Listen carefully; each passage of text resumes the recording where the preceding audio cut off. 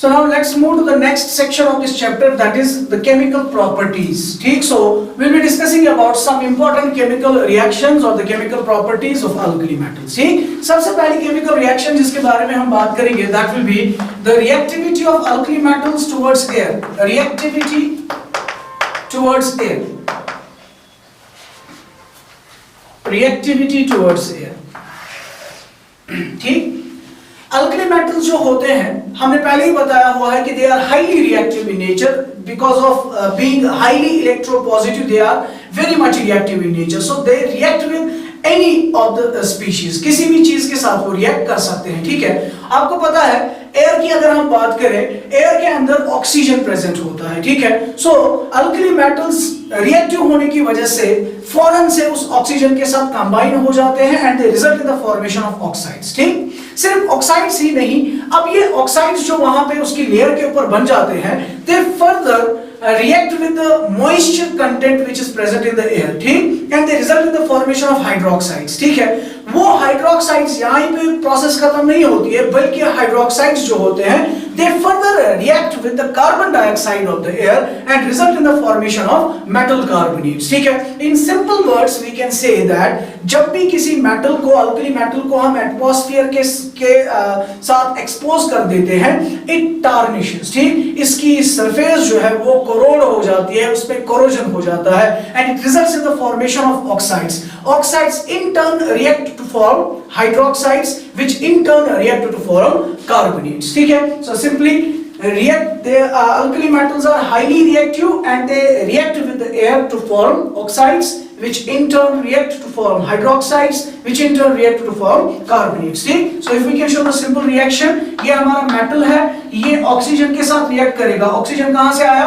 Atmosphere में present है, air में प्रेजेंट है, it will result in the formation of the compound M2O metal oxide। ठीक है, अब ये metal oxide जो है ये further क्या करता है? It further reacts with water present in the atmosphere, ठीक, and it will result in the formation of metal hydroxide MOH। ठीक है, it results in the formation of metal hydroxides। ठीक, so the reaction is balanced with two metals, वहां पे भी hydrogen दो और oxygen दो। ठीक है ना, similarly metal hydroxides जो है they in turn combine with the carbon dioxide। ठीक है, and they result in the formation of carbonates M2CO3। ठीक है, M2CO3 प्लस क्या होगा वहां पे? Plus H2O, M2CO3 plus H2O। ठीक है, से फॉर एग्जांपल ये मेरे पास सोडियम मेटल है, मैंने इसको एज सच एटमॉस्फेयर में रखा, तो हम क्या देखेंगे? 2-3 दिन के बाद हम देखेंगे कि इसकी जो शाइन होगी वो खत्म हो चुकी होगी, इसकी ऊपर वाली सरफेस जो है वो टार्निश हो चुकी होगी।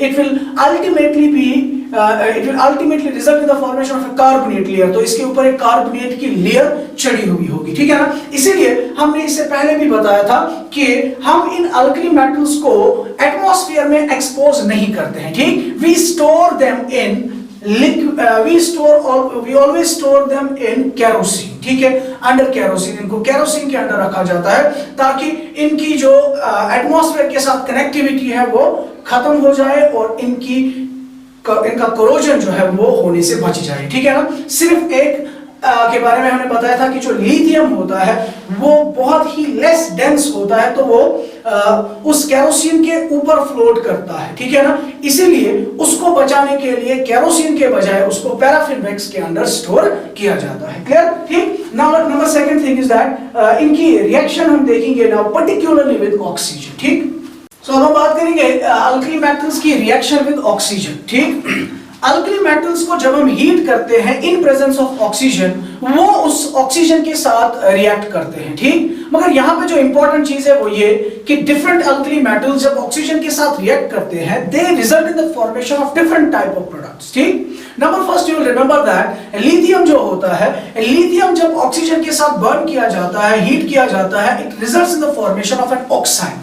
ठीक, नंबर सेकंड सोडियम की जब हम रिएक्शन करवाते हैं ऑक्सीजन के साथ, तो वहां पे ऑक्साइड नहीं मिलता है बल्कि सोडियम बोरोक्साइड मिलता है। ठीक, इसी तरीके से पोटेशियम, रुबिडियम और सीजियम को जब हम ऑक्सीजन के साथ हीट करते हैं तो वहां पे ना तो ऑक्साइड मिलता है ना ही हमें पेरोक्साइड मिलता है, बल्कि वी गेट सुपर ऑक्साइड। ठीक है, आप लोगों को पता होगा ऑक्साइड, पेरोक्साइड और सुपर ऑक्साइड में क्या डिफरेंस है। ठीक, सो रिमेंबर दैट ऑक्साइड जो होते हैं उनके अंदर ऑक्सीजन प्रेजेंट होता है जिसके ऊपर 2- चार्ज प्रेजेंट होती है। ठीक, तो this ion is called as an oxide ion. ठीक है, दूसरा होता है पेरोक्साइड। पेरोक्साइड का जो फॉर्मूला है वो है O2 2-। ठीक, दो ऑक्सीजन एटम्स के ऊपर 2- चार्ज। ठीक है ना, this is what we call as a peroxide.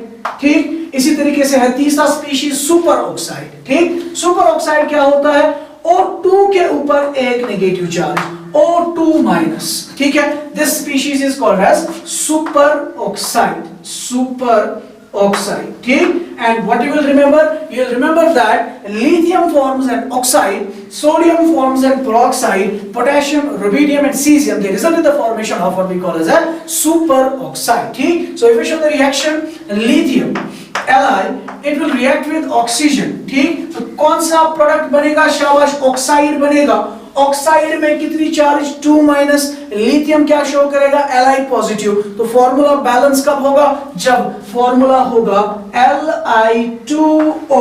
ठीक, सो क्लियरली आप देखते हैं, आपको पता है लिथियम हमेशा पॉजिटिव बनाएगा, तो यहाँ पे 2 लिथियम है तो 2 पॉजिटिव, दैट मींस एक ऑक्सीजन के ऊपर 2- है। ठीक, this is what we call as lithium oxide.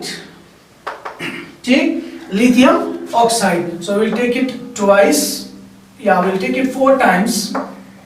ठीक, and this as 2 times. ठीक, so that 4 lithium are balanced and 2 oxygens are balanced. Clear? ठीक, इसी तरीके से नंबर सेकंड, अगर हमने सोडियम लिया, सोडियम मेटल, इसकी रिएक्शन हमने ऑक्सीजन के साथ कर दी, what will happen, sodium peroxide बनेगा। ठीक है, तो पेरोक्साइड की निशानी क्या है, उसमें O2 2- है। ठीक, तो हमारे पास कितने सोडियम लगेंगे, 2 sodium, what will be the formula, Na2O2। ठीक, Na2O2, this is sodium peroxide, sodium peroxide.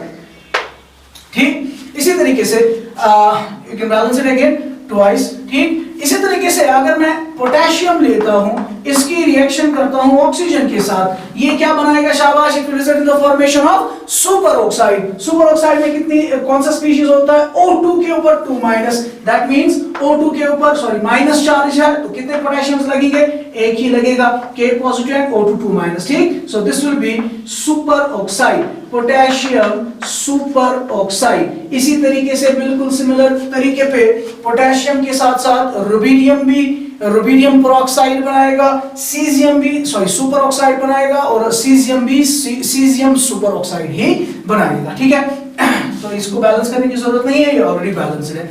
बात समझ रहे हैं आप। Number important thing is that ये डिफरेंट बिहेवियर शो क्यों करते हैं। ठीक, उसके लिए एक सिंपल फंडा है, वो ये कि larger cation stabilises larger anion and smaller cation stabilises smaller anion. ठीक, इट्स अ जनरल रूल। ठीक है, इनऑर्गेनिक केमिस्ट्री में आप ये रूल याद रखेंगे कि लार्जर कैटाइन लार्जर एनाइन को ज्यादा स्टेबलाइज करता है, स्मॉलर कैटाइन स्मॉलर एनाइन को ज्यादा स्टेबलाइज कर देता है। ठीक, जरा आप देख लीजिए ऑक्साइड, पेरोक्साइड और सुपर ऑक्साइड में, यहां पे आप सब खुद भी देख सकते हैं कि ऑक्सीजन जो है ये अकेला ऑक्सीजन एटम है। ठीक है, और इसमें 2 ऑक्सीजन एटम्स है, इसमें भी 2 ऑक्सीजन एटम्स है। ठीक है, सो ये स्मॉल साइज का है, ये लार्जर साइजेस के हैं। ठीक है ना, सो लिथियम का भी साइज छोटा होता है और ऑक्साइड का भी छोटा होता है, smaller cation stabilises smaller ion. ठीक, इसी तरीके से जैसे जैसे आप नीचे जाएंगे साइज बढ़ेगा और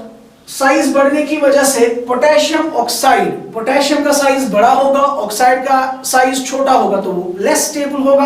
पोटेशियम का साइज बड़ा है, सुपर ऑक्साइड का साइज भी बड़ा है, तो ये एक दूसरे को अच्छे तरीके से स्टेबलाइज करेंगे। So larger cation stabilises larger anion and smaller cation stabilises smaller anion. ठीक, इसका एक और रीजन भी बोला जा सकता है, वो ये कि on the basis of polarising power. देखिए, जब हम लिथियम की बात करते हैं Li पॉजिटिव, इसके सामने हमने O2 रखा। ठीक, और फॉर एग्जांपल हम सोडियम की बात करें, Na पॉजिटिव, इसके सामने भी हमने O2 माइनस रखा, ठीक। अगर हम देखें लिथियम पॉजिटिव और Na पॉजिटिव में ज्यादा पोलराइजिंग पावर किसका होता है? लिथियम पॉजिटिव का। पोलराइजिंग पावर होने का मतलब यह है ना कि ये इसके इलेक्ट्रॉन्स पे ज्यादा अट्रैक्शन फील करवाएगा, ठीक है, और ये इसकी अट्रैक्शन क्या होगी?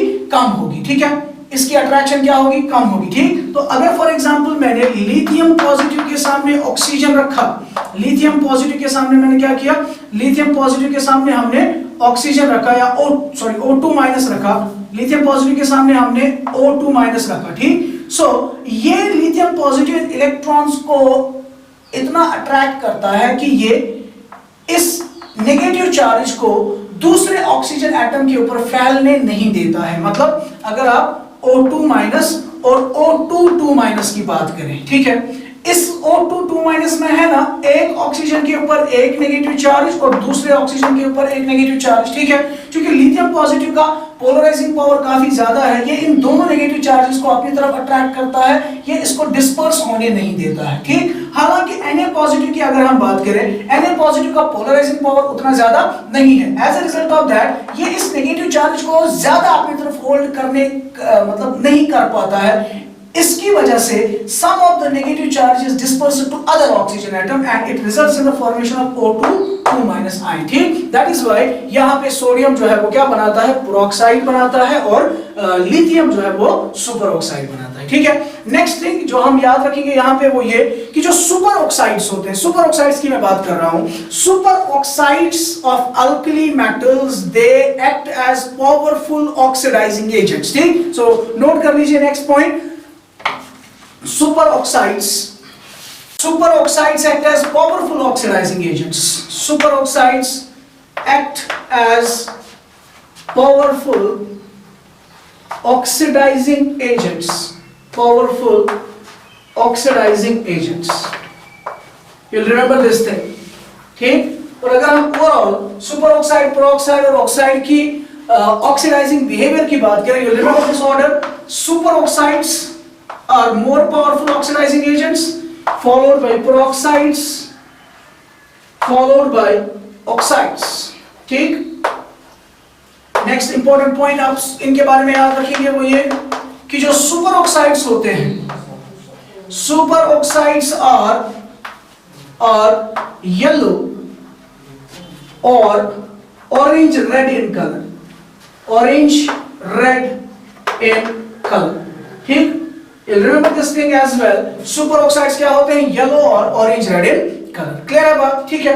इसी तरीके से बहुत इंपॉर्टेंट पॉइंट यहाँ पे आप याद रखेंगे वो ये कि अगर हम सोडियम पेरोक्साइड ले लें, ठीक है, peroxides are colorless, oxides are colorless, but superoxides are yellow और orange red in color, ठीक है। लेकिन अगर आप सोडियम पेरोक्साइड ले लें, ठीक, you will remember that sodium peroxide जो होता है इसका कलर भी येलो होता है, ठीक। फिर से मैं दोहरा रहा हूं वो ये कि peroxides are colorless, oxides are colorless, only superoxides are colored, they have a yellow color, ठीक। लेकिन अगर हम सोडियम पेरोक्साइड को लेते हैं उसका कलर भी क्या होता है? येलो कलर होता है, ठीक है ना। नाउ क्या इसका मतलब ये है कि यहाँ पे पेरोक्साइड एक्सेप्शनल बिहेवियर शो कर रहा है? नहीं, ये आप याद रखेंगे कि सोडियम ऑक्साइड का कलर सोडियम पेरोक्साइड का कलर येलो इसलिए होता है क्योंकि उसके अंदर इंप्योरिटी प्रेजेंट होती है, impurity of sodium super oxide, impurity of sodium superoxide,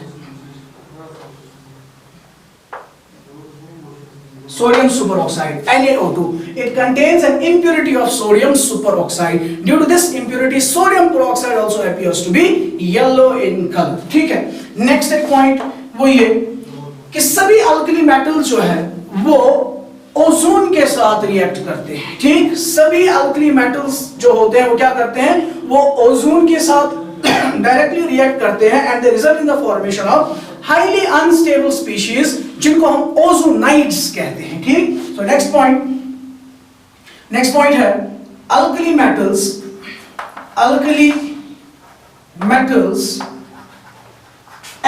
last एक पॉइंट है कि अल्कली मेटल्स जो होते हैं, सभी alkali metals except lithium they react with ozone, ठीक। All the alkali metals except lithium react with ozone to form unstable species जिनको हम ओजोनाइड्स कहते हैं, ठीक है।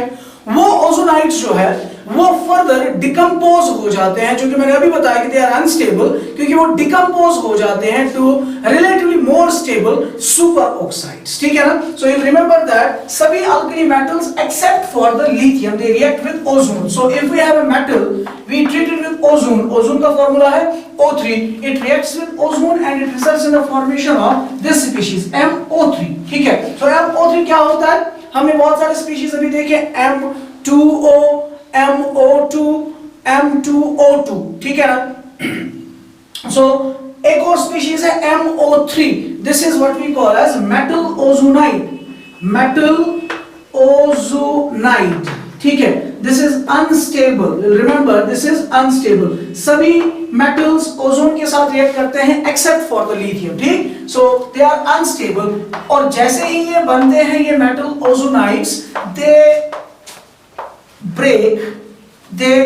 break, they are unstable and they decompose to form peroxides, to form superoxides MO2, ठीक, MO2 plus O2, ठीक है।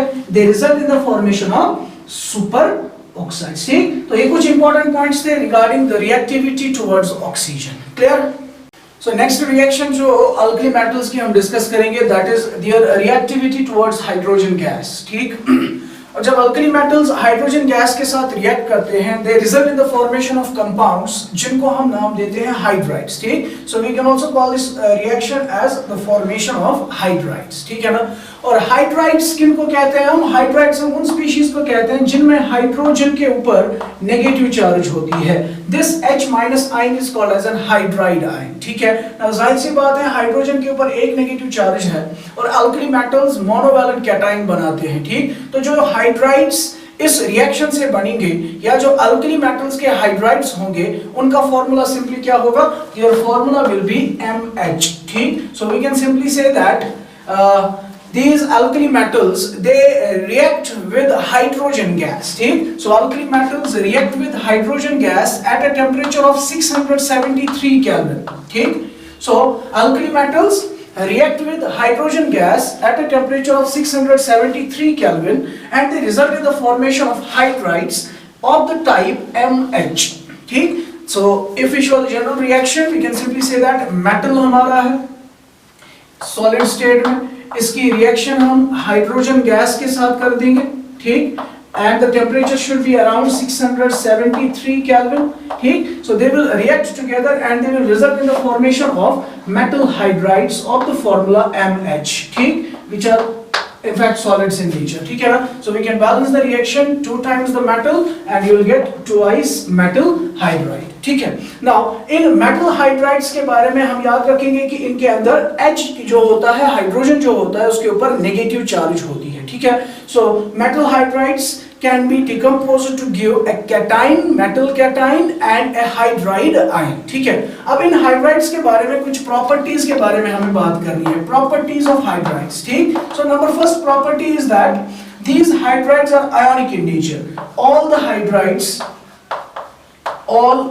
hydrides of alkali metals are ionic in nature, they are ionic in nature, ठीक। जाहिर सी बात है आयनिक ही होंगे, क्योंकि अल्कली मेटल्स जो होते हैं, हमने ऑलरेडी पढ़ा हुआ है आयनिक बॉन्ड कैसे बनता है। Alkali metals have a higher tendency to lose the electrons and hydrogen takes up that electron, ठीक। सो मेटल कैटायन बनाता है और हाइड्रोजन एनायन बनाता है और इनके दरमियान electrostatic force of attraction develop होता है।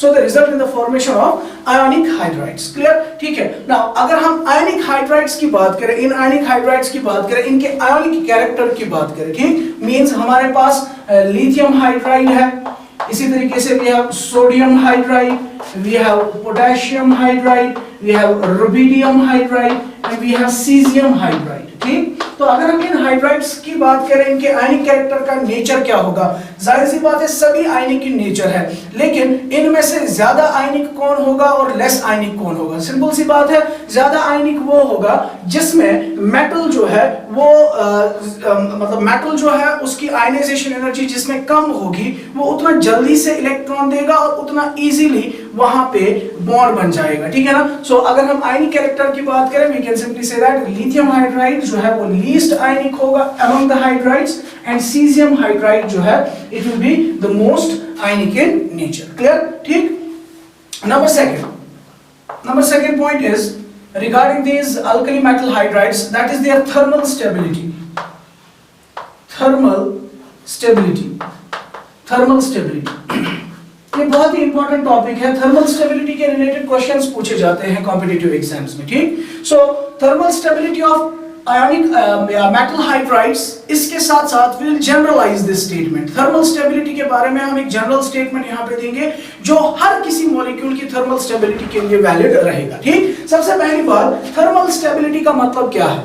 थर्मल स्टेबिलिटी का मतलब है अगर मेरे पास कोई कंपाउंड है, ठीक है, वो कंपाउंड बना होगा अपने एटम्स का, और उस कंपाउंड को अगर मैं हीट करता हूं, ठीक है ना, आई एम सप्लाइंग एनर्जी, ठीक। अपॉन हीटिंग व्हाट हैपेंस, वहां पे क्या होगा, एक टेम्परेचर ऐसा आएगा जिस टेम्परेचर पे हमारा कंपाउंड जो है वो डिकम्पोज हो जाता है, ठीक है ना, इट डिकम्पोजेस, ठीक। सो थर्मल स्टेबिलिटी का मतलब यही है कि जब हम टेम्परेचर देंगे किसी भी कंपाउंड को, वो किस हद तक उस टेम्परेचर को विथस्टैंड कर सकता है, ठीक है ना, और किस टेम्परेचर पे वो क्या हो जाएगा, ब्रेक हो जाएगा इनटू इट्स कॉन्स्टिट्यूएंट्स, ठीक है ना। सो थर्मल स्टेबिलिटी सिंपली मींस जब हम हीट देते हैं, हीट को वो कितना रेजिस्ट करते हैं, ठीक है ना, और हीटिंग से क्या होता है, हीटिंग से हम एनर्जी सप्लाई करते हैं और हमारा कंपाउंड जो है वो डिकम्पोज हो जाता है, ठीक है। क्लियर। नाउ जब भी कोई कंपाउंड हमारे पास होगा, उसको जब हम हीट देंगे इट विल डिकम्पोज। क्लियर है बात, ठीक है ना। अब थर्मल डिकम्पोजिशन के लिए हमें मैं एक सिंपल ट्रिक बता रहा हूं जो किसी भी कंपाउंड के लिए वैलिड है, ठीक है ना। इनके ऑर्डर ऑफ थर्मल स्टेबिलिटीज की मैं बात कर रहा हूं, ठीक। तो थर्मल स्टेबिलिटीज के लिए आप हमेशा याद रखेंगे दो केसेस है। पहला केस है if the compound contains a polyatomic ion, ठीक, polyatomic ion, for polyatomic ions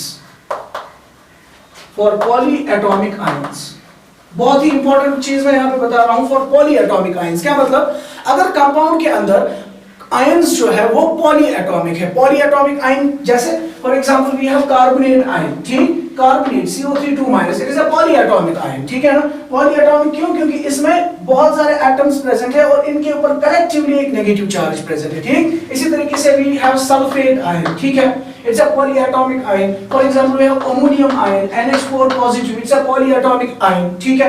इसी तरीके से you can have nitrate ion, NO3-, ठीक। So अगर हमारे कंपाउंड के अंदर एक पॉलीएटॉमिक आयन प्रेजेंट है, ठीक है ना, थर्मल स्टेबिलिटी उस वक्त आप याद रखेंगे, थर्मल स्टेबिलिटी जो है it will be inversely proportional to the polarising power. It will be inversely proportional to polarizing power. That means कि अगर पॉलीएटॉमिक आयन प्रेजेंट है तो जो उसके साथ जो काउंटर आयन होगा, ठीक, उस काउंटर आयन में जितना पोलराइजिंग पावर ज्यादा होगा उतना उसकी थर्मल स्टेबिलिटी कम होगी, ठीक। मिसाल के तौर पर अगर मैं बात करूं, for example we have this one, ये मैं यहाँ पे हाइड्राइड्स की बात नहीं कर रहा हूं, मैं जनरल एक स्टेटमेंट बता रहा हूं। फॉर एग्जांपल मैं BeCO3 बेरिलियम कार्बोनेट, ठीक है ना। इसी तरीके से we have magnesium carbonate MgCO3 for example, ठीक, beryllium carbonate and magnesium carbonate. मुझे बताना है इनमें से ज्यादा थर्मली स्टेबल कौन होगा, ठीक। So what I will be looking for this thing कि इस मॉलिक्यूल में एनाइन जो है वो कैसा है, ठीक है ना। देखिए इनमें कॉमन जो आयन है वो कौन सा है, कार्बोनेट आयन इसमें भी है, कार्बोनेट आयन इसमें भी है, ठीक है ना। सो दैट मींस इनके अंदर एक पॉलीएटॉमिक आयन प्रेजेंट है, ठीक है। अब पॉलीएटॉमिक आयन जब प्रेजेंट होगा, thermal stability will be decided by the polarising power, ठीक। नाउ यहां पे कार्बोनेट आयन तो सेम है, अब कौन बचा, beryllium, you have Be2 and Mg2, ठीक। अब इन दोनों में से पोलराइजिंग पावर किसका ज्यादा है, हमने बताया है पोलराइजिंग पावर उसका ज्यादा होता है जिसकी चार्ज ज्यादा हो, और साइज कम हो, ठीक। तो चार्ज दोनों की यहाँ पे क्या है, सेम,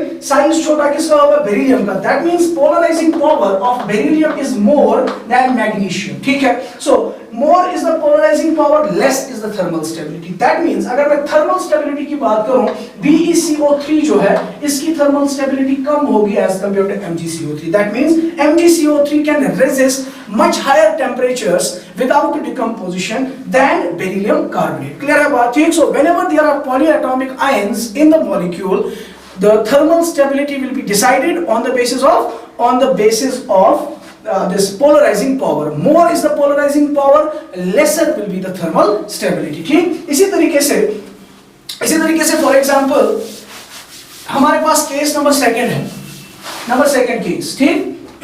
केस नंबर सेकंड ये है कि अगर सिंपल आयन है या I can simply say that monoatomic ion, ठीक। मोनो एटॉमिक आयन मतलब फॉर एग्जांपल अगर आपके पास हाइड्राइड है, it's a monoatomic ion, ठीक। For example you have oxide O2 minus, it's a monoatomic ion, ठीक। इसी तरीके से for example you have Cl negative ion, it's a monoatomic ion, ठीक। तो अगर आपके पास मोनो एटॉमिक आयंस है, उनके केस में you will remember that thermal stability is inversely proportional to size. Thermal stability is inversely proportional to size. तो दो चीजें, अगर पॉलीएटॉमिक आयन है, thermal stability is decided by the polarising power, and if the ion is simple monoatomic ion, then at that time thermal stability will be decided by what? It will be decided by the size of the counter ion, ठीक है। मिसाल के तौर पर अगर हम यहाँ पे बात करें, इन हाइड्राइड्स की बात करें, ठीक है। So we have lithium hydride, फिर से मैं लिख रहा हूँ sodium hydride, potassium hydride, rubidium hydride and caesium hydride, ठीक। तो इन सबों में कॉमन स्पीशीज क्या है? सबों में कॉमन स्पीशीज है H-, ठीक। सबों में कॉमन स्पीशीज है H-। सिंपल एनाइन है कि पॉलीएटॉमिक एनाइन है? इट्स अ सिंपल एनाइन, ठीक। So if this is a simple anion, then अगर मुझे थर्मल स्टेबिलिटी को डिसाइड करना है, it will be decided on the basis of the size. More is the size, lesser is the thermal stability.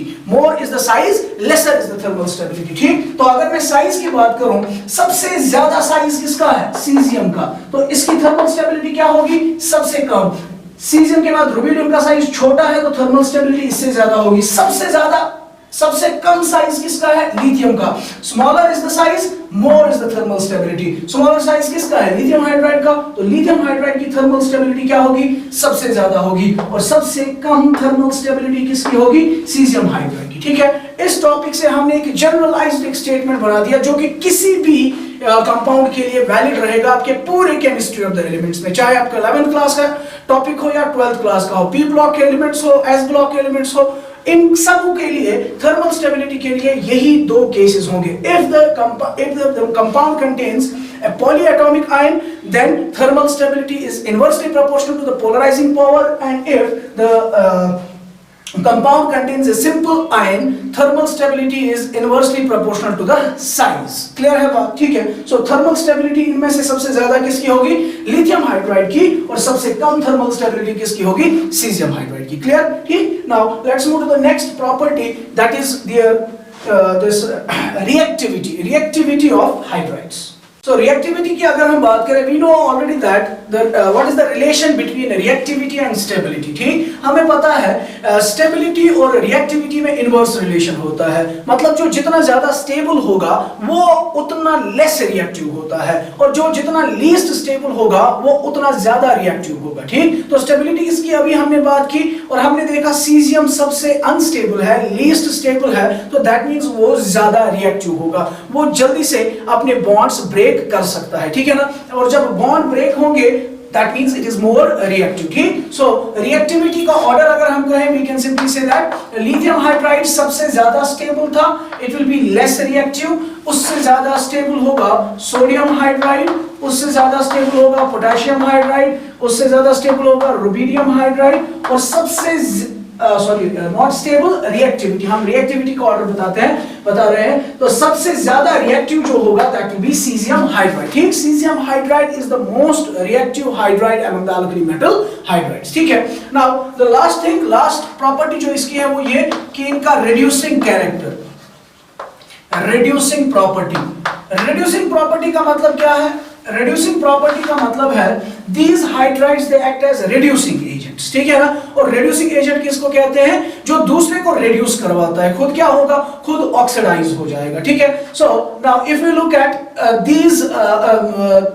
The definition of reduction, हमारे पास different तरह की definitions है। एक है in terms of electronic concept, दूसरा है इन टर्म्स ऑफ हाइड्रोजन, ठीक। We से कि जो हाइड्रोजन एक्सेप्ट करता है, ठीक है, जो हाइड्रोजन एक्सेप्ट करता है उसकी क्या हो जाती है? उसकी रिडक्शन हो जाती है, ठीक है ना। और जो हाइड्रोजन देता है उसकी ऑक्सीडेशन होती है, ठीक। Now if you look at these hydrides, इनके अंदर क्या चीज प्रेजेंट है? हाइड्रोजन प्रेजेंट है, ठीक है ना। और हाइड्रोजन प्रेजेंट होने का मतलब जब ये किसी के साथ रिएक्ट करेंगे, they have a capability to give the hydrogen to other species, ठीक। तो जब ये दूसरे को हाइड्रोजन देंगे, ये खुद क्या हो जाएंगे? ऑक्सीडाइज, और दूसरे को क्या करेंगे? Reduce. So that is why they act as reducing agents, ठीक है ना। नाउ द थिंग इज कौन इनमें से ज्यादा अच्छा रिड्यूसिंग एजेंट होगा, ठीक। जाहिर सी बात है, अच्छा रिड्यूसिंग एजेंट वो होगा जो दूसरे को जल्दी से हाइड्रोजन प्रोवाइड करेगा, ठीक है ना। और इनमें से जल्दी से हाइड्रोजन कौन प्रोवाइड करेगा? जो जल्दी से अपना बॉन्ड ब्रेक करेगा, मतलब जो ज्यादा रिएक्टिव होगा, ठीक। तो अभी रिएक्टिविटी ऑर्डर हमने बताया, सबसे ज्यादा रिएक्टिव कौन होता है? Caesium hydride. दैट मींस इसका बॉन्ड जल्दी से ब्रेक होगा, ये जल्दी से हाइड्रोजन दे देगा, ठीक।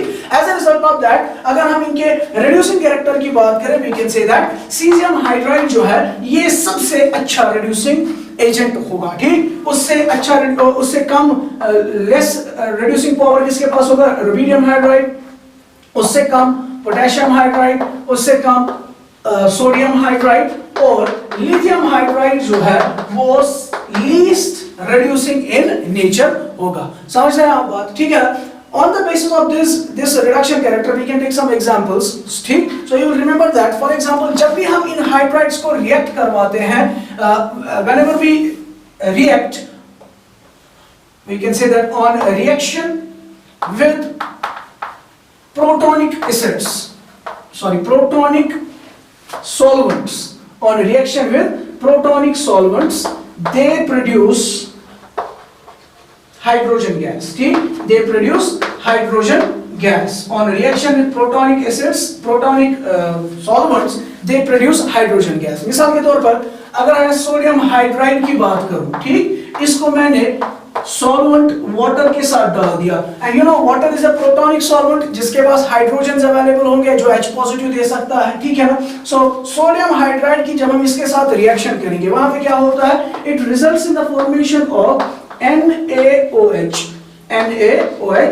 plus H2, NaOH plus H2, ठीक है, NaOH plus H2। नाउ आप देख सकते हैं कि यहाँ पे इस लेफ्ट हैंड साइड में सोडियम हाइड्राइड के पास क्या था? हाइड्रोजन, ठीक है। सोडियम हाइड्राइड के पास हाइड्रोजन प्रेजेंट था, ठीक। वाटर में क्या क्या चीज प्रेजेंट थी? OH negative and H positive, ठीक है। सो ये OH नेगेटिव इसमें से लेके Na पॉजिटिव के साथ कंबाइन होता है और NaOH बनाता है, और अपना H नेगेटिव इसके H पॉजिटिव को देके क्या बना देता है? हाइड्रोजन गैस बना देता है, ठीक। तो ओवरऑल अगर आप देखें, इसमें से Na था एज Na पॉजिटिव, ठीक।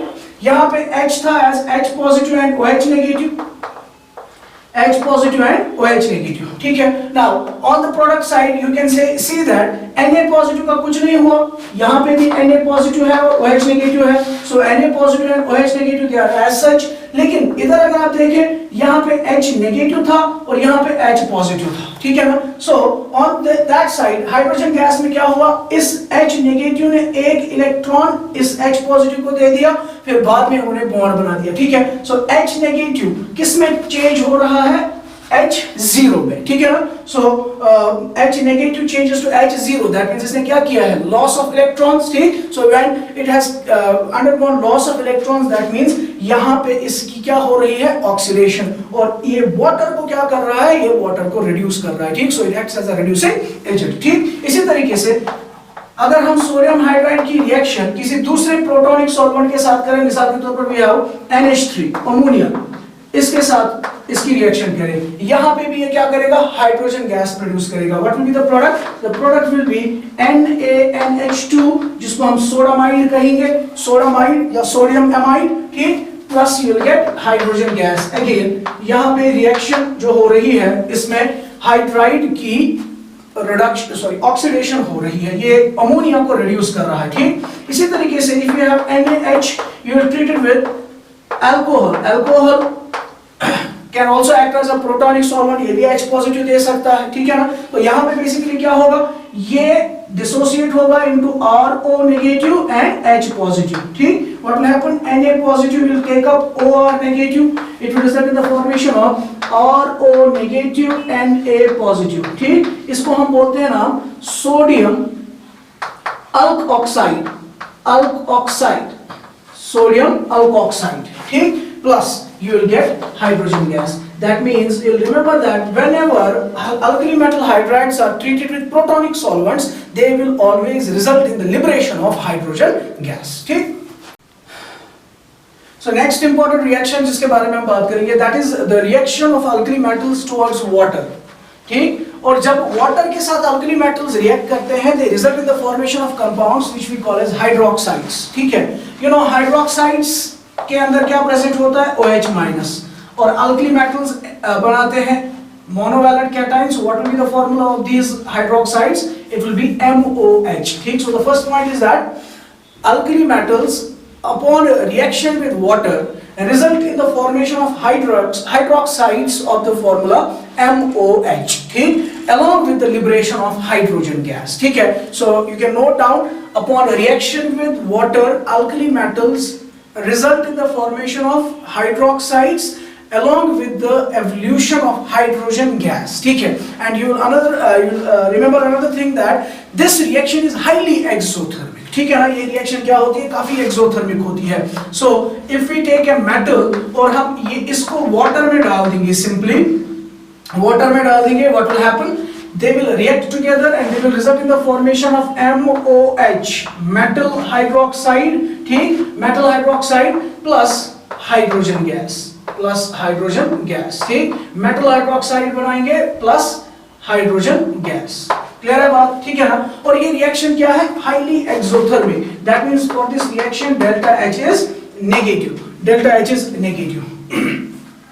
समझ रहे हैं बात, ठीक है ना. डेल्टा H इज नेगेटिव, ठीक. एक इंपॉर्टेंट चीज इस रिएक्शन के बारे में ये है कि जैसे ही, क्योंकि हमने अभी बताया कि ये रिएक्शन क्या होती है, एक्सोथर्मिक, मतलब इस रिएक्शन के दौरान एनर्जी रिलीज हो जाती है, और इस रिएक्शन के दौरान साथ साथ में क्या रिलीज होता है, hydrogen gas. And you know already that hydrogen gas is highly inflammable, ठीक है ना. ये इट कैचेस फायर, ठीक है. सो इस रिएक्शन के दौरान, इस रिएक्शन की वजह से जो एनर्जी निकलती है, that is sufficient enough for this hydrogen to catch fire, ठीक है ना. As a result of that, जब भी मेटल को हम वाटर में डालते हैं, वहां पे एक वायलेंट रिएक्शन होती है, ठीक. So remember this reaction is very much violent, ठीक है ना. क्यों वायलेंट क्यों होती है, क्योंकि यहाँ पे जो हाइड्रोजन गैस रिलीज होता है, इट कैचेस फायर, ठीक है ना. एंड समटाइम्स किसी केस में वाटर में डालने पे ब्लास्ट जैसे हो जाता है, ठीक है ना. एब्रप्टली वहां पे जो हाइड्रोजन गैस निकलता है, इट कैचेस फायर, ठीक, and a blast takes place, ठीक है ना. एंड उनकी रिएक्टिविटी की अगर हम बात करें, reactivity order for this reaction is that कि लिथियम जो है, इसकी रिएक्टिविटी कम होती है, उससे ज्यादा होती है सोडियम की रिएक्टिविटी, उससे ज्यादा पोटेशियम, उससे ज्यादा रुबिडियम, उससे ज्यादा सीजियम, ठीक है. Now you remember that lithium जो होता है, इट रिएक्ट्स लेस वायलेंटली, इसमें उतनी ज्यादा वायलेंस नहीं होती है रिएक्शन में. लिथियम को जब हम वाटर में डालते हैं, it does not catch fire, ठीक है ना. However the reaction is very much exothermic, ठीक. सोडियम जो होता है, इट रिएक्ट्स वायलेंटली, ठीक, वायलेंट रिएक्शन होती है. एंड समटाइम्स वहां पे इट में the hydrogen gas release may catch fire, ठीक है ना. सो मे कैच फायर, ठीक. लेकिन इन तीन की रिएक्टिविटी इतनी ज्यादा होती है कि वहां पे एक ब्लास्ट जैसे हो जाता है, ठीक है ना. रिएक्ट्स विद अ ब्लास्ट, ठीक. So it reacts with a blast. बात समझ रहे हैं आप, ठीक है. You'll remember that reactivity increases down the group.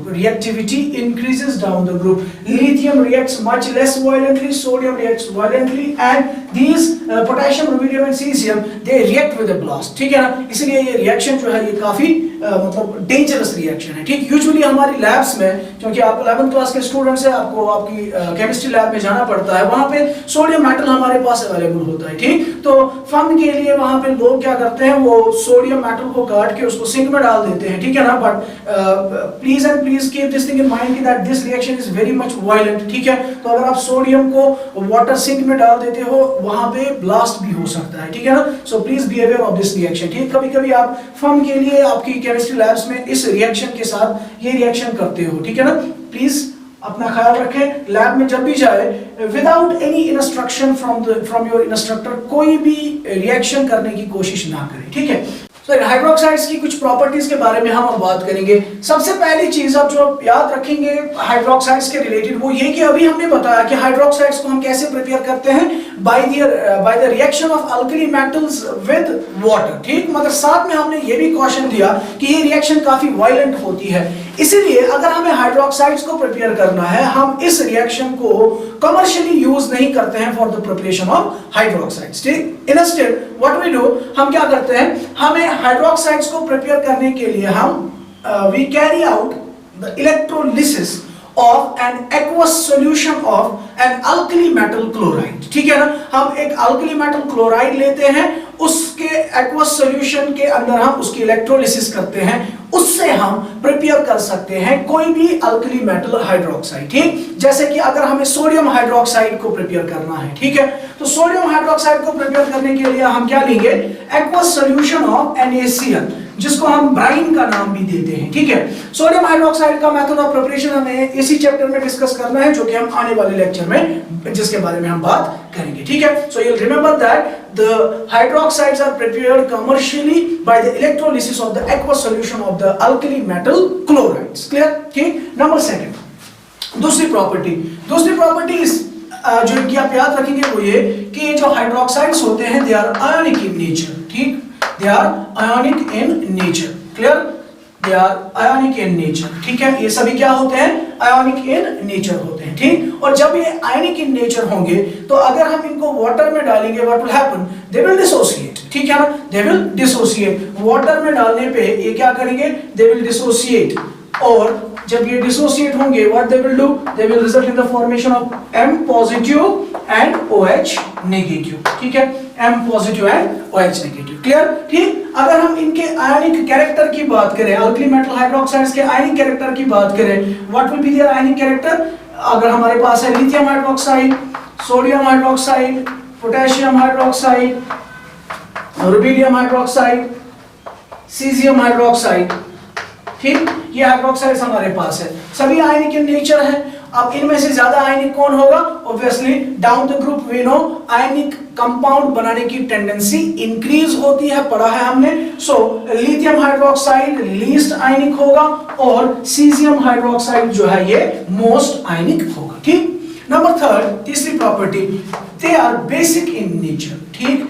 Basic in nature, obviously basic ही होंगे ना, क्योंकि आपको पता है बेस हम उसको कहते हैं जिसको वाटर में डालने पे क्या मिलता है, OH नेगेटिव आयंस, ठीक। जो वाटर में जाने पे OH नेगेटिव आयंस देगा, it will act as a base, ठीक। तो अभी हमने बताया कि ये हाइड्रोक्साइड्स जब वाटर में जाएंगे they will dissociate and they will result in the formation of a hydroxide ion, so they are all basic in nature, clear, ठीक। अब अगर हम इनके बेसिक नेचर की बात करें, इनमें से ज्यादा बेसिक कौन होगा, जो ज्यादा इजीली OH नेगेटिव आयंस देगा, ठीक है ना। और ज्यादा इजीली OH नेगेटिव आयन कौन देगा, अभी हमने बताया कि आयनिक कैरेक्टर सबसे ज्यादा सीजियम हाइड्रोक्साइड का है, तो जब वाटर में डालेंगे ये सबसे ज्यादा इजीली डिसोसिएट हो जाएगा, ठीक। सो बेसिक कैरेक्टर का ऑर्डर क्या होगा, caesium hydroxide will be more basic than rubidium hydroxide, it will be more basic than potassium hydroxide, which will be more basic than sodium hydroxide,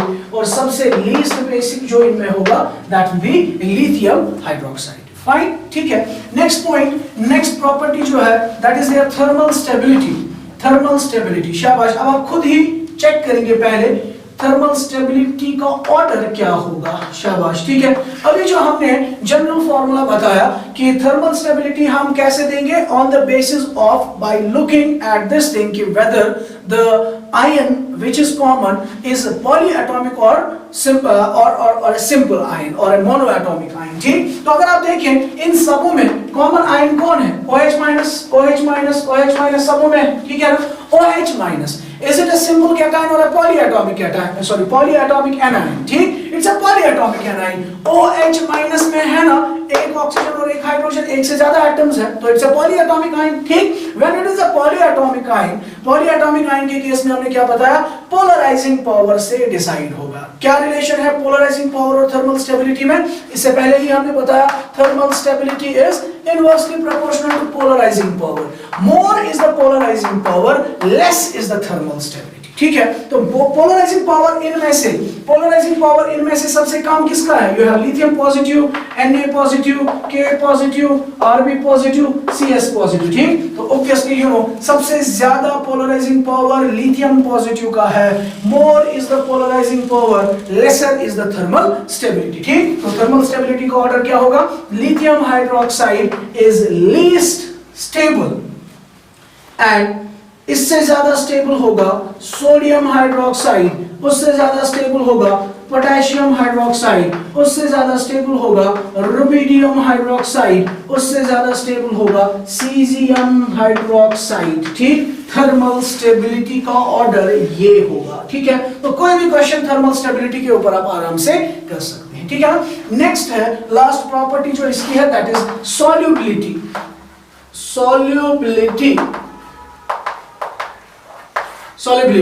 solubility important. Solubility के लिए हमने एक पूरा detail lecture दिया हुआ है केमिकल बॉन्डिंग सेक्शन में. I hope कि यू रिमेंबर दैट थिंग. ठीक है, उसमें हमने बताया था सॉल्युबिलिटी डिसाइड होता है on the basis of lattice energy and hydration energy. ठीक, लैटिस एनर्जी जितना ज्यादा होगा सॉल्युबिलिटी उतनी कम होगी, हाइड्रेशन एनर्जी जितनी ज्यादा होगी सॉल्युबिलिटी उतनी ज्यादा होगी. ठीक है, फिर हमने वहां पे भी फॉर्मूला बताया था कि अगर हमारा आयन अगर कॉमन आयन छोटा है so it will be decided, solubility will be decided on the basis of lattice energy. ठीक, और अगर हमारा एनायन बड़ा है, ठीक है, लारिसाइजर एनायन है, कॉमन आयन है larger size, solubility is decided on the basis of hydration energy. ठीक है ना. Now if you look at the solubilities, we have lithium hydroxide, sodium hydroxide, potassium hydroxide, rubidium hydroxide and caesium hydroxide. ठीक, इनमें common ion कौन है? Common ion है ना OH minus. OH minus बड़ा आयन है कि छोटा आयन है? बताया है हमने, इट्स अ स्मॉल आयन. ठीक, so if it is a small ion it will be decided by delta H lattice. ठीक, तो डेल्टा H लैटिस जिसका ज्यादा होगा उसकी सॉल्युबिलिटी क्या होगी? कम होगी. ठीक, और डेल्टा H लैटिस किस पे डिपेंड करता है? चार्ज पे. जितनी चार्ज ज्यादा होगी लैटिस एनर्जी ज्यादा होगी. साइज पे, जितना साइज छोटा होगा लैटिस एनर्जी उतनी ज्यादा होगी. ठीक है, लैटिस एनर्जी उतनी ज्यादा होगी. Clear. Now if you look at this hydroxides, इनमें Li positive, Na positive, K positive, Rb positive और Cl पॉजिटिव है. ठीक, इनकी चार्ज सबकी सेम है. साइज जिसका छोटा होगा उसकी लैटिस एनर्जी ज्यादा होगी, जिसकी लैटिस एनर्जी ज्यादा होगी उसकी सॉल्युबिलिटी कम होगी. दैट मींस लिथियम हाइड्रोक्साइड की अगर हम बात करें, लिथियम हाइड्रोक्साइड में लैटिस एनर्जी काफी ज्यादा होगी. लैटिस एनर्जी ज्यादा होगी तो सॉल्युबिलिटी कम होगी. ठीक है ना. उससे ज्यादा सॉल्युबिलिटी होगी इसकी, सबसे ज्यादा सॉल्युबिलिटी होगी सीजियम हाइड्रोक्साइड की. तो order of solubilities is caesium hydroxide is most soluble and lithium hydroxide is least soluble among the hydroxides. Next reaction हमारी है reaction of alkali metals with halogens. ठीक, और हैलोजेंस के साथ जब वो रिएक्ट करते हैं they result in the formation of halides. ठीक, हैलाइड्स के अंदर फॉर्मूला जो होता है, हैलाइड किसको हम कहते हैं? X माइनस आयन को. सो मेटल बनाता है M पॉजिटिव, दैट मींस इनका जो फॉर्मूला होगा the formula will be M positive X negative, और we can say of the type MX. ठीक, so the first thing is that alkali metals react with hydrogen with halogens and they result in the formation of halides of the type MX. So if we can make the general equation, we take a metal, we treat it with a halogen X2 which is present as X2, जैसे F2Cl2 Br2I2. they will react and they will result in the formation of twice MX. And you'll note that this reaction is highly exothermic. Reaction is highly exothermic. ठीक है? Clear? For example, हम sodium ले लें, sodium की reaction chlorine gas के साथ करें, it will result in the formation of NaCl, ठीक, NaCl, ठीक है। इसी तरीके से सोडियम की रिएक्शन ब्रोमीन के साथ करते हैं, you will gate sodium bromide, ठीक। नाउ अगर हम रिएक्टिविटी की बात करें, रिएक्टिविटी, इस रिएक्शन की रिएक्टिविटी की बात करें, ठीक। So number 1, for a particular metal, for a particular metal, अगर मैंने एक पर्टिकुलर मेटल लिया, मिसाल के तौर पर मैंने सोडियम लिया, ठीक, सोडियम की रिएक्शन में फ्लोरीन के साथ कर रहा हूं, क्लोरीन के साथ भी कर रहा हूं, ब्रोमीन के साथ कर रहा हूं, आयोडीन के साथ कर रहा हूं, what will be the order of reactivity, ठीक। So remember that for a particular metal reactivity of halogens follows the order F2 reacts very fast, ठीक है, as compare to Cl2, Cl2 से as compared to Cl2, Cl2 reacts faster as compared to Br2, Br2 reacts faster as compared to I2, ठीक। So for a particular metal, reactivity of halogens follows the order F2, Cl2, Br2, I2, clear, ठीक है। इसी तरीके से for a particular halogen, for a particular halogen, for a particular halogen, एक particular halogen के लिए reactivity order क्या होगा, ठीक। For a particular halogen you will remember that, for example आप अगर मैं Cl क्लोरीन गैस ले रहा हूं, क्लोरीन की रिएक्शन कर रहा हूं लिथियम के साथ, सोडियम के साथ, पोटेशियम के साथ, रुबिडियम के साथ, सीजियम के साथ, ठीक है ना। तो इनमें से ज्यादा तेजी से रिएक्ट कौन करेगा, यू रिमेंबर सीजियम की रिएक्टिविटी ज्यादा होती है as compare to potassium, as compare to rubidium, as compared to rubidium, then potassium, then sodium and then lithium, ठीक है। so lithium least reactive होता है towards a particular halogen और cesium most reactive होता है towards a particular halogen, clear, ठीक है ना। नंबर सेकंड, नेक्स्ट प्रॉपर्टी जो नेक्स्ट चीज जो आप इसके रिलेटेड याद रखेंगे वो ये कि जो हैलाइड्स ऑफ लिथियम होते हैं, ठीक है ना, लिथियम हैलाइड्स जो होते हैं दे आर डेलिक्विसेंट, डेलिक्विसेंट बोलते हैं उनको जो वाटर को रिटेन करते हैं, ठीक है ना।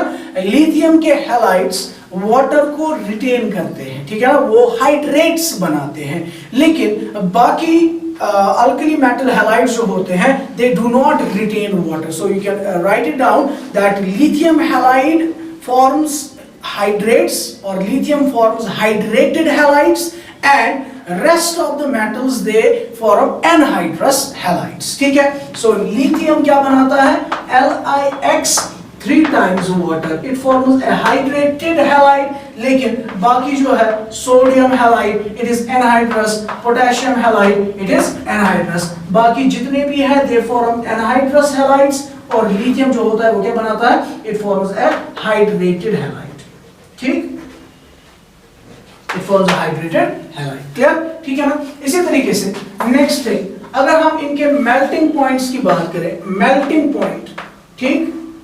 मेल्टिंग पॉइंट्स की अगर बात करें, melting points of halides, ठीक। so you'll remember that melting point of halides is decided on the basis of delta H lattice, it is decided on the basis of delta H lattice। delta H lattice क्या होता है, force of attraction होता है ना, ठीक है ना, क्योंकि ये जो कंपाउंड्स होते हैं they are ionic in nature, ठीक, so उनके दरमियान एक लैटिस बनती है, क्रिस्टल लैटिस, और उस क्रिस्टल लैटिस में कैटाइन और एनायन के दरमियान फोर्स ऑफ अट्रैक्शन होता है।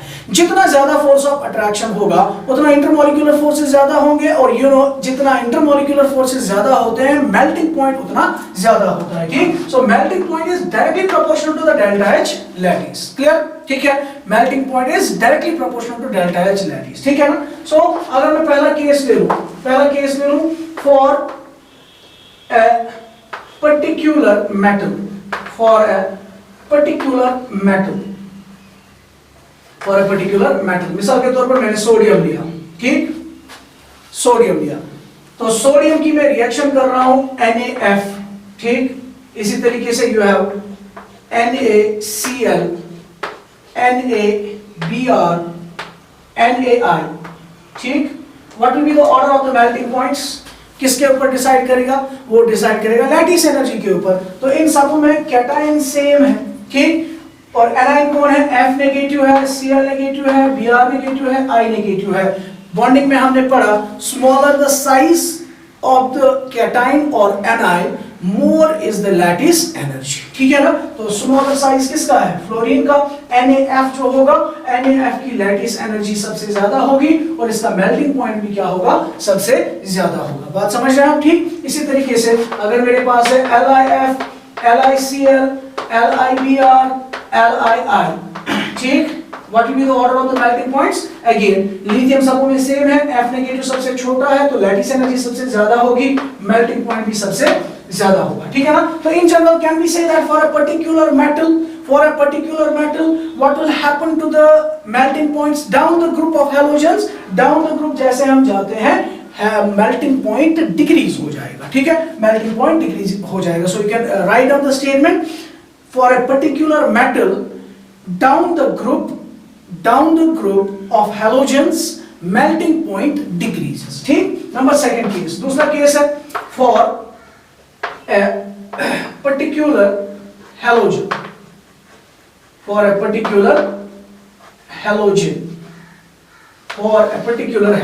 ठीक है ना। एक पर्टिकुलर हैलोजन के लिए मिसाल के तौर पर मैंने Cl ले लिया, for example you have LiCl, then you have NaCl, then you have KCl, then RbCl and then CsCl, ठीक। अब इस वक्त मैं क्या ले रहा हूं, हैलोजन को मैं कांस्टेंट रख रहा हूं, मेटल को मैं चेंज कर रहा हूं, ठीक है ना। What will happen, we will see for the delta H lattice, हम डेल्टा H लैटिस की तरफ देखेंगे। तो अगर हम इनकी लैटिस एनर्जी को देखें, वी नो इसमें Cl नेगेटिव सबों में कॉमन है और हमारे पास है Li positive, Na positive, K positive, Rb positive and Cl positive, ठीक है। तो इनमें से सबसे ज्यादा लैटिस एनर्जी किसके पास होनी चाहिए, लिथियम पॉजिटिव के पास, और सबसे कम सीजियम पॉजिटिव के पास। एज अ रिजल्ट इनका जो एक्सपेक्टेड ऑर्डर है वो ये होना चाहिए ना कि लिथियम क्लोराइड उसका मेल्टिंग पॉइंट सबसे ज्यादा होगा, उसके बाद NaCl, उसके बाद KCl, उसके बाद RbCl, उसके बाद CsCl, ठीक है ना, यही होना चाहिए। लेकिन याद रखिए यहाँ पे बहुत इंपॉर्टेंट पॉइंट है, इसका जो एक्चुअल ऑर्डर है, the actual order is something like this, you have NaCl, उसका सबसे ज्यादा मेल्टिंग पॉइंट, उसके बाद KCl, उसके बाद RbCl, उसके बाद CsCl और सबसे कम है LiCl, ठीक, सबसे कम है LiCl। सो बहुत इंपॉर्टेंट पॉइंट है, ऑर्डर याद रखने की कोशिश करें। LiCl का सबसे कम क्यों है, हालांकि इसकी लैटिस एनर्जी दिख रही है कि सबसे ज्यादा होनी चाहिए। You will remember that lithium के जो हैलाइड्स होते हैं they are covalent in nature, ठीक। सो ये पॉइंट याद रखिए, लिथियम के halides they are covalent in nature और जो बाकी हैलाइड्स होते हैं they are ionic in nature, ठीक है ना। और जो कोवेलेंट मॉलिक्यूल होगा, कोवेलेंट मॉलिक्यूल्स के दरमियान वीक इंटरमॉलिक्यूलर फोर्सेस होते हैं, मेल्टिंग पॉइंट क्या होता है, कम होता है। क्लियर, फाइन, ठीक है ना। अब लास्ट एक चीज है वो है सॉल्युबिलिटी, ठीक, सॉल्युबिलिटी। सो सॉल्युबिलिटी की अगर हम बात करें, सॉल्युबिलिटी इन वाटर, ठीक। सॉल्युबिलिटी में हमने केसेस बताए हैं small size and large size, ठीक है ना। तो अगर मैं सबसे पहली बात करूं for fluorides means you have LiF, you have NaF, you have KF, you have RbF and you have CSF, ठीक। क्योंकि हमें पता है F negative is a small ion, F negative is a small ion, ठीक, F negative is a small ion, and for a small ion solubility is decided by lattice energy. More is the lattice energy, less is the solubility, ठीक, more is the lattice energy, less is the solubility. So Li positive की lattice energy सबसे ज्यादा है, Na positive का कम, इसका कम, इसका कम, इसका सबसे कम, ठीक है। So, सबसे ज्यादा लैटिस एनर्जी किसकी है, सबसे ज्यादा लैटिस एनर्जी है LiF की, सबसे ज्यादा लैटिस एनर्जी है LiF की, तो इसकी सॉल्युबिलिटी क्या होगी, सबसे कम होगी, ठीक। सो LiF सबसे ज्यादा सॉल्युबल कौन होगा, सीजियम फ्लोराइड, ठीक। So in case of fluorides solubility increases down the group, In case of fluorides, solubility increases down the group. ये point याद रखें. Number second, for chlorides, bromides and iodides. Chlorides, bromides and iodides. ठीक, मिसाल के तौर पर you have LiCl, KCl, LiCl, NaCl, KCl, RbCl, CSCl, या आपके पास है LiBr, NaBr, KBr, RbBr, CSBr, या आपके पास है LiI, NaI, KI, RbI, CSI. ठीक ना. अगर आपको याद होगा, we know Cl negative, Br negative and I negative, they are considered as large ions. ठीक, and for large ions solubility is decided by hydration energy. ठीक है, and hydration energy is directly proportional to solubility. That means जिसकी जितनी hydration energy ज्यादा होगी वो उतना ज्यादा सॉल्युबल होगा. ठीक है ना. तो Cl नेगेटिव सब में कॉमन है, या Li positive, Na positive, K positive, Rb positive and Cs positive. तो इन कैटाइंस में सबसे ज्यादा हाइड्रेशन एनर्जी किसकी होगी? सबसे ज्यादा हाइड्रेशन एनर्जी होगी Li पॉजिटिव की, है कि नहीं? Li पॉजिटिव की हाइड्रेशन एनर्जी सबसे ज्यादा होगी क्योंकि छोटे साइज का आयन है. ठीक, मोर is the hydration energy, more is the solubility. That means this will be highly soluble and this will be least soluble. Same will be the case of others. ठीक, Li. तो that means in general हमने दो statements यहाँ पे निकाले. Number one, in case of fluorides, solubility increases down the group. In case of chlorides, bromides and iodides, solubility decreases down the group.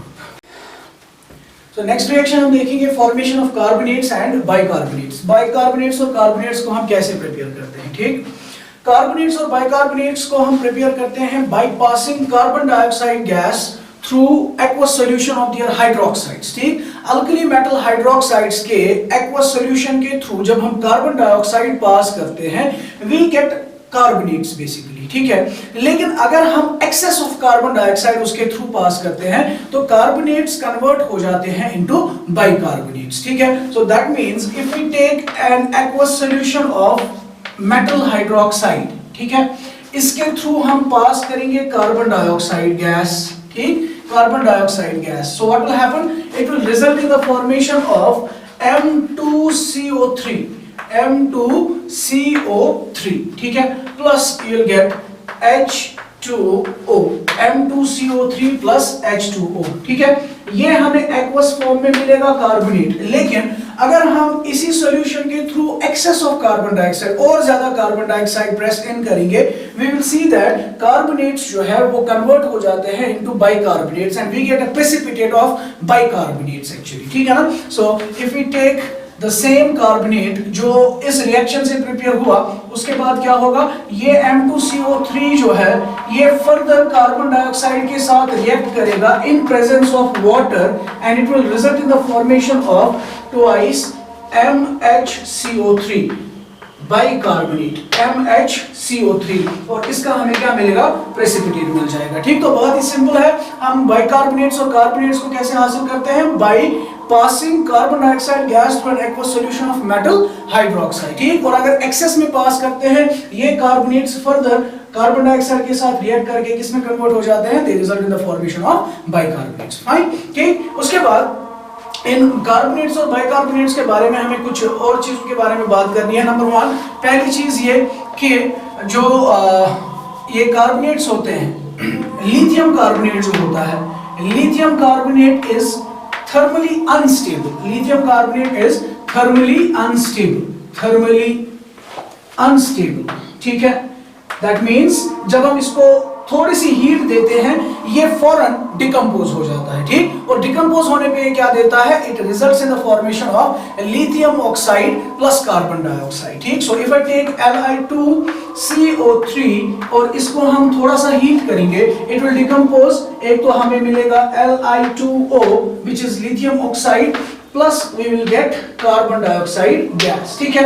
rest of the carbonates जो होते हैं they are thermally stable, ठीक है, लेकिन उनको भी decompose किया जा सकता है जब हम उनको काफी ज्यादा हीट देंगे, ठीक। इन जनरल इनकी अगर हम बात करें, सो अगर हम इनको हीट देते हैं M2CO3 को, they will decompose into M2O plus CO2। But यहाँ पे इंपॉर्टेंट चीज ये है कि लिथियम कार्बोनेट बहुत ही अनस्टेबल है, थोड़ी सी हीट देने पे भी ये डिकम्पोज हो जाएगा, बाकी थर्मली स्टेबल होते हैं, लेकिन अगर हम इनको एक्सेस हीट देंगे दे विल स्टिल डिकम्पोज, ठीक। तो अगर हम इनकी ओवरऑल थर्मल स्टेबिलिटी की बात करें, थर्मल स्टेबिलिटी ऑफ कार्बोनेट्स की अगर हम बात करें, ठीक है ना, तो कार्बोनेट्स के बारे में अभी हमने बताया था, इन case of carbonates, carbonate is a polyatomic ion, ठीक है। तो पॉलीएटॉमिक आयन के लिए हम किससे देखेंगे, पोलराइजिंग पावर से देखेंगे, ठीक। So if I right Li2CO3, then we have Na2CO3, then we have K2CO3,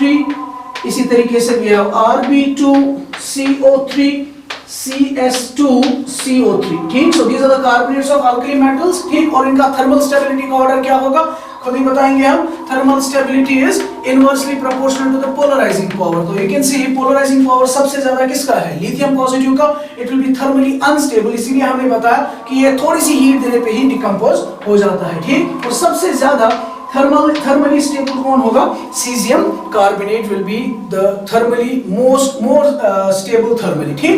similarly next point, अगर हम इनकी सॉल्युबिलिटी की बात करें, तो सॉल्युबिलिटी के बारे में भी हमने अच्छे से डिस्कस किया हुआ है केमिकल बॉन्डिंग सेक्शन में। सॉल्युबिलिटी की अगर हम बात करें इनकी, तो यहाँ पे हम देख रहे हैं कार्बोनेट्स में CO3 2- है और बाइकार्बोनेट्स में HCO3- आयन होता है, ठीक है। You remember that carbonate and bicarbonate ions are larger ions, ठीक है ना, ये बड़े आयन्स होते हैं, मगर वहां पे हमने ये वाज़ह किया था कि अगर ये बाइकार्बोनेट और कार्बोनेट आयन अल्कली मेटल्स के साथ लगे हैं, क्योंकि अल्कली मेटल्स का साइज काफी बड़ा होता है, उनके कंपैरिजन में they are considered as smaller ions, ठीक है ना। फिर से मैं बता रहा हूं, कार्बोनेट और बाइकार्बोनेट असल में बड़े आयंस हैं, ठीक है, लेकिन जब ये आयंस अल्कली मेटल्स के साथ लिंक्ड होते हैं तो उस वक्त इनको ट्रीट किया जाता है एज स्मॉल आयंस, ठीक। So for us at this time they are small ions, ठीक। और स्मॉल आयंस के लिए कौन डिसाइड करता है, स्मॉल आयंस के लिए डिसाइड करता है डेल्टा H लैटिस, ठीक। स्मॉल आयंस के लिए डेल्टा H लैटिस डिसाइड करता है, बात समझ रहे हैं आप, ठीक है। और डेल्टा H लैटिस और सॉल्युबिलिटी में क्या रिलेशन है, डेल्टा H लैटिस और सॉल्युबिलिटी में रिलेशन सिंपली इनवर्स रिलेशन है, it is inversely proportional to solubility, ठीक। तो अगर मैं लिखूं, we have lithium carbonate, sodium carbonate, potassium carbonate, rubidium carbonate and caesium carbonate. इसी तरीके से अगर मैं बात करूं लिथियम बाइकार्बोनेट की, sodium bicarbonate, potassium bicarbonate, rubidium bicarbonate and caesium bicarbonate, तो अगर हमें इनकी सॉल्युबिलिटी का ऑर्डर बताना है, we'll simply say these will be considered as smaller sized ions in comparison to alkali metals, ठीक, and it will be decided by the lattice energy. Lattice energy जिसका ज्यादा होगा उसकी सॉल्युबिलिटी कम होगी, तो लिथियम पॉजिटिव की lattice energy सबसे ज्यादा होगी और उसकी सॉल्युबिलिटी क्या होगी, कम होगी, ठीक। तो solubility of carbonates as well as bicarbonates will increase down the group, ठीक।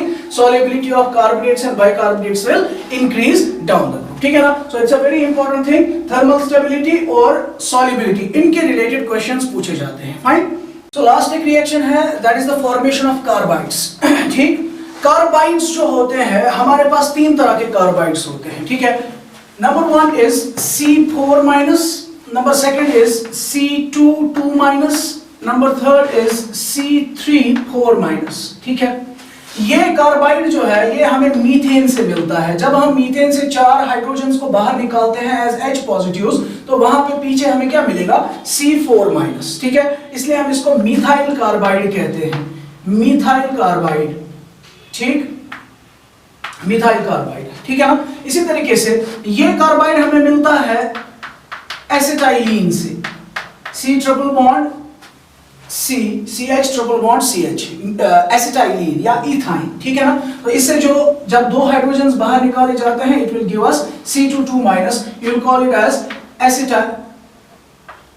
एसिटाइलिनिक carbide, acetylenic carbide, acetylenic carbide, ठीक। इसी तरीके से ये कार्बाइड हमें मिलता है CH3C ट्रिपल बॉन्ड CH से, दैट मींस प्रोपाइन से, प्रोपाइन, ठीक है। तो प्रोपाइन से हम 3 और 1 4 H पॉजिटिव्स निकालते हैं, C3 4-, ठीक है ना। And you will remember that alkali metals जो होते हैं दे फॉर्म एसिटाइलिनिक कार्बाइड्स, ठीक। अल्कली मेटल्स कौन से कार्बाइड्स बनाते हैं? C2 वाले कार्बाइड्स बनाते हैं, ठीक है ना। अब ये कार्बाइड्स कैसे प्रिपेयर किए जाते हैं? You will remember that number 1, lithium जो होता है वो, जब लिथियम को हम डायरेक्टली कार्बन के साथ हीट करवाते हैं, कोक के साथ जब हम उसको हीट करवाते हैं, lithium directly combines with carbon and results in the formation of lithium carbide.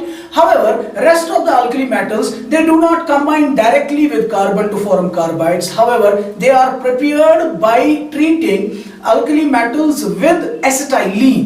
Acetylene gas के साथ जब हम उनको हीट करते हैं तब जाके वो प्रोड्यूस करते हैं, ठीक है ना. So we'll write number 1, lithium reacts directly with carbon to form carbide, to form lithium carbide. तो lithium carbide का फॉर्मूला क्या होगा? कार्बाइड का फॉर्मूला है C2 that means दो लिथियम लगेंगे Li2C2, ठीक. So you have lithium, you will treat it directly with carbon, it will result in the formation of Li2C2 upon heating, ठीक. So twice lithium, twice carbon. बात समझ रहे हैं आप, ठीक है. और जो बाकी होते हैं rest of alkali metals, rest of alkali metals react with acetylene to form carbides, ठीक. That means अगर सोडियम है फॉर एग्जाम्पल, इसकी रिएक्शन हम एसिटाइलिन के साथ करेंगे. Upon heating, what it will do? It will result in the formation of Na2C2 plus hydrogen gas वहां पे रिलीज होगा, ठीक है ना. So ultimately conclusion ये हुआ कि out of 3 types of carbides, they alkali metals form only acetylenic carbides, ठीक. और उनमें से भी लिथियम डायरेक्टली कार्बन के साथ रिएक्ट करके लिथियम कार्बाइड बनाता है, और बाकियों को बनाने के लिए हम उनकी रिएक्शन एसिटाइलिन गैस के साथ करवाते हैं. फाइन. चलिए अब हम बढ़ते हैं एक और इंपॉर्टेंट टॉपिक की तरफ जो कि बहुत ही इंपॉर्टेंट है, that is the anomalous behaviour of lithium, ठीक. एनोमलस का मतलब होता है डिफरेंट, ठीक है ना, डिफरेंट बिहेवियर, ठीक.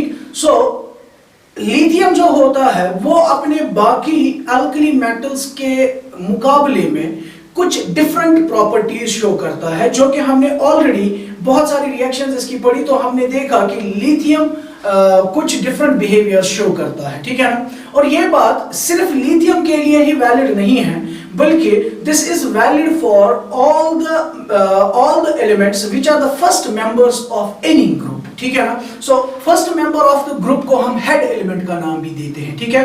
तो जितने भी हेड एलिमेंट्स होते हैं वो अपने ग्रुप के बाकी एलिमेंट्स की तरह सिमिलैरिटीज शो करने के साथ साथ डिफरेंसेस इन प्रॉपर्टीज भी शो करते हैं. उस डिफरेंस इन प्रॉपर्टी को हम anomalous behaviour of the head element कहते हैं, ठीक है ना.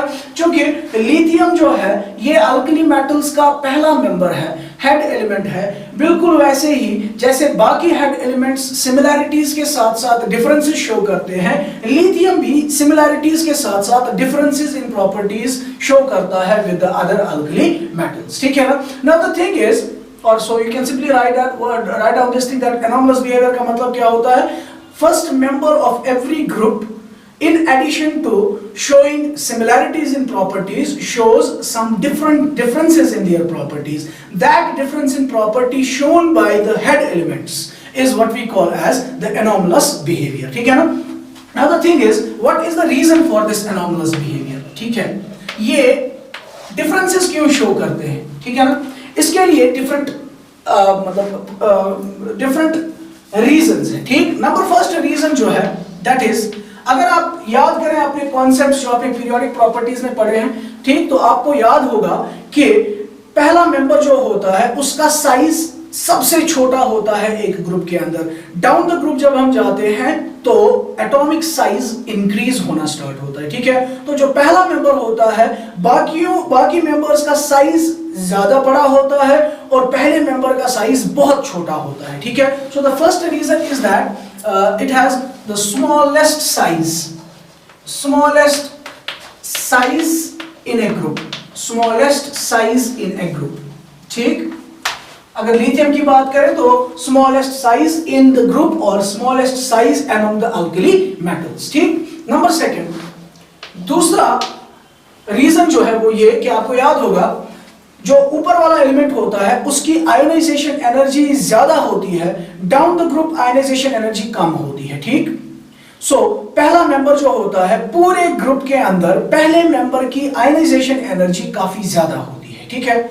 इसी तरीके से अगर हम इलेक्ट्रोनेगेटिविटीज की बात करें तो पहले मेंबर की इलेक्ट्रोनेगेटिविटी सबसे ज्यादा होती है, क्योंकि डाउन द ग्रुप इलेक्ट्रोनेगेटिविटी क्या होती है, डिक्रीज हो जाती है, ठीक है ना। So number second reason is that क्योंकि इनकी प्रॉपर्टीज और इनके कैरेक्टरिस्टिक फीचर्स ही डिफरेंट होते हैं बाकियों से, इसीलिए ये डिफरेंसेस इन प्रॉपर्टी शो करते हैं, ठीक। So number second is high और I can say highest ionisation energy and highest ionization energy and highest electronegativity in the group, ठीक। नंबर थर्ड, तीसरा है कि इनका high polarizing power, highest polarizing power of the cation, highest polarizing power of the cation, ठीक है। For example अगर हम lithium positive, Na positive, K positive, Rb positive और सीजियम पॉजिटिव की बात करें, वी नो लिथियम पॉजिटिव का size सबसे छोटा है तो इसका पोलराइजिंग पावर सबसे ज्यादा होगा, बाकियों का पोलराइजिंग पावर कम होता है, पहले मेंबर का पोलराइजिंग पावर सबसे ज्यादा होता है, ठीक है ना। Number fourth reason is absence of d orbitals, absence of d orbitals, जो कि बहुत ही इंपॉर्टेंट चीज है। एब्सेंस ऑफ d orbitals क्या मतलब, देखिए अगर हम पीरियड नंबर सेकंड के एलिमेंट्स की बात करें, हाइड्रोजन और हीलियम को छोड़ के, उसके बाद you have lithium, then you have beryllium, then you have boron, then carbon, nitrogen, oxygen and fluorine, ठीक। ये सभी है ना हेड एलिमेंट्स, हर एक ग्रुप के यही हेड एलिमेंट्स होते हैं, ठीक। तो अगर आप लिथियम की बात करें, इसकी कॉन्फ़िगरेशन क्या है, इसकी कॉन्फ़िगरेशन है ना 2s1 आउटर कॉन्फ़िगरेशन, इसकी है 2s2, इसकी 2s2 2p1, इसका 2s2 2p2, इसका है 2s2 2p6, ठीक। और उनके नीचे वाले एलिमेंट्स जो है, फॉर एग्जांपल लिथियम के नीचे है सोडियम, बेरिलियम के नीचे है मैग्नीशियम, बोरॉन के नीचे है एल्यूमिनियम, कार्बन के नीचे सिलिकॉन, नाइट्रोजन के नीचे फास्फोरस, ऑक्सीजन के नीचे सल्फर और फ्लोरीन के नीचे क्लोरीन, ठीक। तो अगर मैं सोडियम की बात करूं, सोडियम की आउटर इलेक्ट्रॉनिक कॉन्फ़िगरेशन क्या होगी, 3s1, इसकी क्या होगी 3s2, इसकी होगी ना 3s2 3p1 and so on. यहां पे इसका होगा, sorry this is 3p5, 3s2 3p5, clear. अब अगर आप इनकी बात करें, इनकी लास्ट वाली शेल कौन सी है, सेकंड शेल।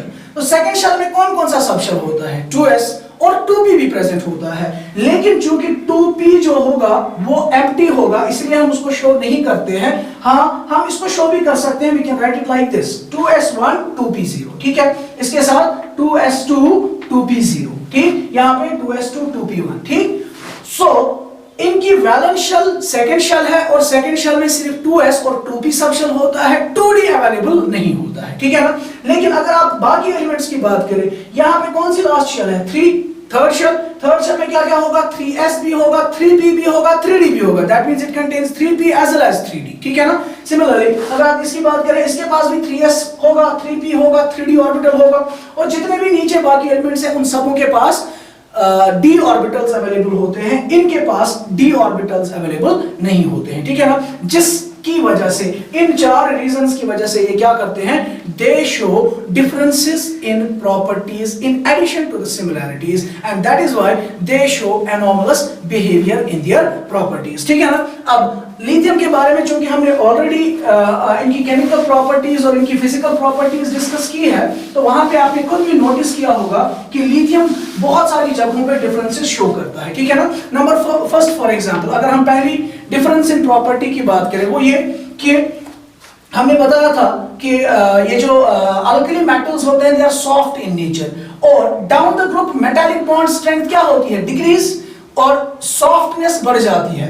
लिथियम जो होता है, लिथियम हार्ड होता है। ठीक है ना। बाकी अल्कली मेटल्स के मुकाबले में लिथियम इज हार्ड। ठीक। और अगर डेंसिटीज की बात करें, हमने बताया था बाकियों को केरोसिन में स्टोर किया जाता है, लेकिन लिथियम को वैक्स में स्टोर किया जाता है, क्योंकि लिथियम बहुत ही लाइट होता है। We can say lithium is harder and lighter, harder and lighter और लाइटेस्ट। ठीक है। So first difference in property, harder भी होता है और लाइटेस्ट भी होता है। ठीक। नंबर सेकंड, अगर हम मेल्टिंग पॉइंट्स की बात करें, हमने बताया था down the group metallic bond strength decrease हो जाती है, melting points, boiling points decrease हो जाते हैं। सबसे हाईएस्ट मेल्टिंग पॉइंट किसका होता है, लिथियम का। ठीक है ना। So lithium has the high melting point, lithium has high melting point. ठीक। इसी तरीके से तीसरी डिफरेंस जो एक प्रॉपर्टीज में शो करता है, वो अभी हमने देखा कार्बाइड्स के बारे में। ठीक है ना। हमने बताया कि लिथियम जो होता है वो कार्बाइड कैसे बनाता है,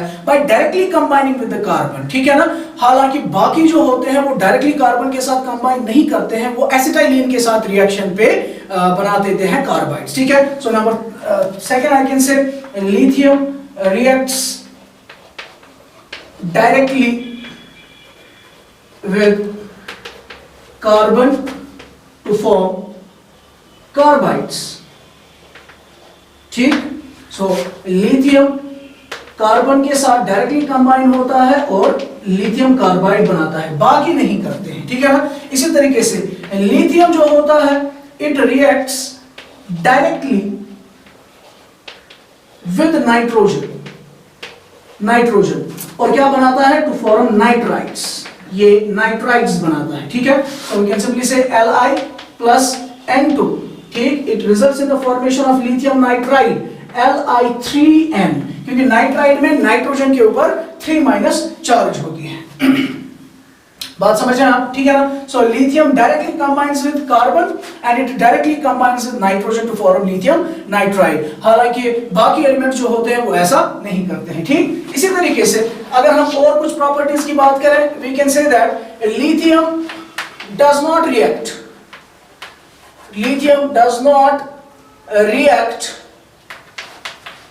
with acetylene C2H2। Lithium does not react with acetylene. So अगर आप लिथियम की रिएक्शन करें एसिटाइलिन के साथ, there will be no reaction. हालांकि अगर आप बाकी अल्कली मेटल्स की रिएक्शन एसिटाइलिन के साथ करेंगे, you will see that carbide formation will take place. बात समझ रहे हैं आप। ठीक है ना। इसी तरीके से हमने देखा लिथियम जो होता है ये बनाता है oxide, lithium forms oxide, while as others they form peroxide and superoxide on reaction with oxygen। ठीक है ना। बाकी जो होते हैं सोडियम, it forms peroxide। ठीक।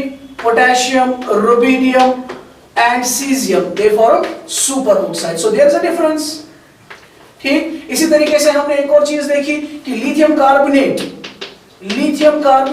is thermally unstable, lithium carbonate is thermally unstable। ठीक। while other carbonates are thermally stable। ठीक है। इसी तरीके से हमने देखा कि लिथियम हाइड्रोक्साइड जो होता है, लिथियम हाइड्रोक्साइड, ठीक, लिथियम हाइड्रोक्साइड जो होता है इसकी सॉल्युबिलिटी हमने देखी, तो हमने बताया ये लीस्ट सॉल्युबल होता है, बाकी सॉल्युबल होते हैं। Lithium hydroxide is sparingly soluble, ये अच्छे तरीके से सॉल्युबलाइज नहीं होता है, बाकी जो होते हैं दे आर हाईली सॉल्युबल। ठीक है ना। इसी तरीके से लिथियम हाइड्रोक्साइड जो होता है वो एक वीक बेस होता है, it is a weak base, while the rest of the hydroxides they are strong bases। ठीक है ना। सो इसी तरीके से और भी कुछ प्रॉपर्टीज है जो लिथियम डिफरेंट शो करता है then the rest of the alkali metals, ठीक। सो these reactions they justify that lithium shows an anomalous behavior. So अब हम बात करेंगे एक और important topic के बारे में, that is the diagonal relationship of lithium with magnesium, ठीक। तो सबसे पहले हम बात करेंगे कि डायगोनल रिलेशनशिप का मतलब क्या है, ठीक है। उसके बाद हम पर्टिकुलर केस पे आएंगे, diagonal relationship of lithium with magnesium, ठीक। शायद थोड़ा सा आइडिया आपको ऑलरेडी इसके बारे में होगा। देखिए, जो भी एलिमेंट्स एक पर्टिकुलर ग्रुप के अंदर होते हैं, we know they show similarity in properties, ठीक है। उसके बाद हमने अभी बताया कि जो हेड एलिमेंट होता है, पहला मेंबर होता है किसी भी ग्रुप का, वो in addition to similarities in the properties it shows some dissimilarities in properties as well, जिसको हमने एनोमलस बिहेवियर का नाम दिया, ठीक है। इसके साथ साथ जो हेड एलिमेंट होता है, एस ब्लॉक और पी ब्लॉक एलिमेंट्स में देखा गया है कि जो पहला मेंबर होता है किसी भी ग्रुप का, in addition to the similarities shown by that element with the members of the same group, it also shows certain similarities with the diagonal element present in the next group, ठीक है। That means अगर मैं कुछ head elements की बात करूं, जैसे lithium है, बेरिलियम है, बोरॉन और कार्बन है, ठीक है ना। सो लिथियम हेड एलिमेंट जो है ये अपने ग्रुप के साथ भी सिमिलैरिटीज शो करता है। इन एडिशन टू दैट ये अपने नजदीक वाले ग्रुप के डायगोनल एलिमेंट के साथ भी सिमिलैरिटीज शो करता है, ठीक है। इसी तरीके से बेरिलियम हेड एलिमेंट है अल्कलाइन अर्थ मेटल्स का। So in addition to similarities in properties with the other members of the group 2, it also shows certain similarities in properties with its diagonal element present in the next group, ठीक, that is aluminium, ठीक है। इसी तरीके से boron, which is the head element of the group 13, it in addition to showing similarities in properties shows similarities in properties with the diagonal element present in the next group, that is silicon, ठीक है। So this relationship between this relationship in properties या similarities in properties between the head element and the diagonal element present in the next group is what we call as the diagonal relationship, ठीक। तो हम particularly बात करेंगे lithium और magnesium के दरमियान जो diagonal relationship है, क्या क्या similarities ये show करते हैं properties में, ठीक। इसी तरीके से ये तीन pairs, lithium, magnesium, beryllium, aluminium and boron, silicon, इन तीन पेयर्स में डायगोनल रिलेशनशिप देखा गया है। उसके बाद जो एलिमेंट्स हैं उनमें इतना प्रोनाउंस्ड इफेक्ट डायगोनल रिलेशनशिप का देखा नहीं गया है, क्लियर, ठीक है ना। Now the thing is what is the reason for diagonal relationship, ठीक। डायगोनल रिलेशनशिप का रीजन क्या है, ठीक है। तो डायगोनल रिलेशनशिप का रीजन जो है वो है कि ये जो एलिमेंट्स होते हैं, डायगोनल एलिमेंट्स जो है, एक दूसरे के डायगोनल एलिमेंट्स, इनके साइजेस जो होते हैं, atomic sizes as well as ionic sizes, इनके साइजेस में काफी सिमिलरिटी होती है। That means they are almost similar in size. I am using the term almost similar, that means कि सेम नहीं होते हैं, ऑलमोस्ट सिमिलर होते हैं, उतनी ज्यादा डिफरेंस भी नहीं होती है, ठीक। मिसाल के तौर पर अगर हम लिथियम की बात करें तो लिथियम का एटॉमिक साइज जो है, it has been found to be 152 picometers, ठीक।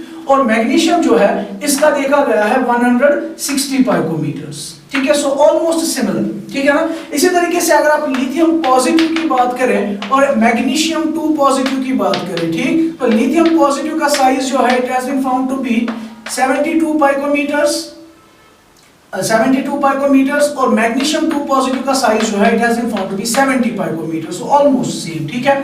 So number first reason is similarity in sizes, similar sizes, similar atomic and ionic sizes, ठीक, similar atomic and ionic sizes, ठीक है।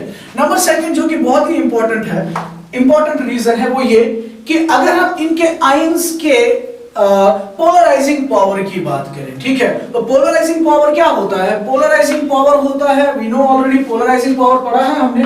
Polarising power is directly proportional to किसके बराबर होता है? Charge के directly proportional होता है और साइज के इनवर्सली प्रोपोर्शनल होता है। So polarising power is the charge to size ratio, charge to size ratio, ठीक है। तो अगर हम इनके चार्ज टू साइज रेशियोज को कंपेयर करते हैं, डायगोनल एलिमेंट्स के चार्ज टू साइज रेशियोज जो होते हैं वो ऑलमोस्ट सिमिलर होते हैं, ठीक। इनका पोलराइजिंग पावर जब सिमिलर होगा तो जाहिर सी बात है इनके अंदर उस पोलराइजिंग पावर सिमिलर होने की वजह से ये सेम तरह की रिएक्शन, सेम तरह की बॉन्डिंग कर सकते हैं इनके कंपाउंड्स में, ठीक है ना। इसीलिए इनकी प्रॉपर्टीज क्या होती है, सिमिलर होते हैं, ठीक। So the next reason is similar polarizing power, ठीक। similar polarizing power, ब्रैकेट में हम लिखेंगे polarizing power is the charge to size ratio, ठीक है। और similar ionic potential, या इनका ionic potential similar होता है, ठीक है। ionic potential एक नई टर्म आ गई। ionic potential होता है polarizing power की तरह ही charge divided by size square, ठीक। charge divided by size square, so they have similarity in their ionic potentials or in their polarizing powers, ठीक है ना। नंबर थर्ड, तीसरा रीजन जो है वो है they have similar इलेक्ट्रोनेगेटिविटी, ठीक है ना। इनकी इलेक्ट्रोनेगेटिविटी भी ऑलमोस्ट क्या होती है, सिमिलर होती है। सो इन रीजंस की वजह से they show similarity in properties, and that similarity in properties shown by the diagonal elements or shown by the head element with the diagonal element present in the next group, that is what we call as the diagonal relationship, ठीक। तो अगर हम बात करें for example lithium और magnesium की properties में क्या क्या सिमिलरिटीज है, ठीक है। तो नंबर फर्स्ट, पहली सिमिलरिटी की अगर हम बात करें, दोनों लिथियम और मैग्नीशियम जो होते हैं दे आर इक्वली हार्ड, ठीक है। दोनों इक्वली हार्ड होते हैं, ठीक है। Number second, they have high melting points, दोनों के मेल्टिंग पॉइंट्स ऑलमोस्ट सेम होते हैं। नंबर थर्ड, अभी हमने देखा लिथियम रिएक्ट करता है ऑक्सीजन के साथ और ऑक्साइड बनाता है, मैग्नीशियम भी ऑक्सीजन के साथ डायरेक्टली रिएक्ट करके ऑक्साइड ही बनाता है, ठीक है ना। So we can say both form oxides. For example lithium बनाता है lithium oxide Li2O and magnesium बनाता है magnesium oxide MgO. It forms a monoxide, magnesium as well as forms the monoxide. So this is a similarity. Number 4, अभी हमने देखा कि lithium directly combine करता है नाइट्रोजन के साथ और नाइट्राइड बनाता है, डायरेक्टली कंबाइन करता है कार्बन के साथ और कार्बाइड बनाता है। सिमिलरली मैग्नीशियम भी वही करता है। बोथ रिएक्ट डायरेक्टली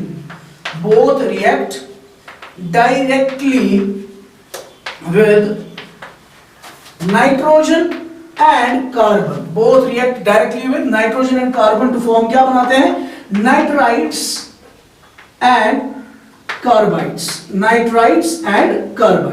ठीक है। तो अगर हम इनके नाइट्राइड्स की बात करें, लिथियम नाइट्राइड का फॉर्मूला क्या होगा, Li3n, ठीक है, क्योंकि नाइट्राइड पे 3 नेगेटिव चार्ज होती है।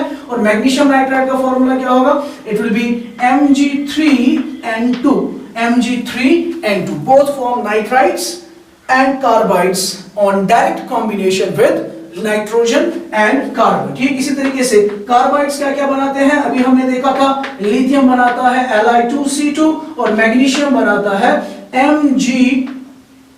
MgC2, ठीक, क्योंकि मैग्नीशियम के ऊपर 2 पॉजिटिव चार्ज होती है, C2 के ऊपर 2 नेगेटिव चार्ज होती है, ठीक है ना। So this is their similarity in the properties, ठीक। इसी तरीके से कुछ और प्रॉपर्टीज की अगर हम बात करें, फॉर एग्जांपल नेक्स्ट सिमिलरिटी जो है वो है बोथ फॉर्म कोवेलेंट कंपाउंड्स, ठीक है। दोनों क्या बनाते हैं, कोवेलेंट कंपाउंड्स बनाते हैं, ठीक है, कोवेलेंट कंपाउंड्स, ठीक। तो लिथियम के कंपाउंड्स भी कोवेलेंट इन नेचर होते हैं और मैग्नीशियम के कंपाउंड्स भी कोवेलेंट इन नेचर होते हैं, ठीक है। एक और प्रॉपर्टी अगर हम देखें, for example both are deliquescent,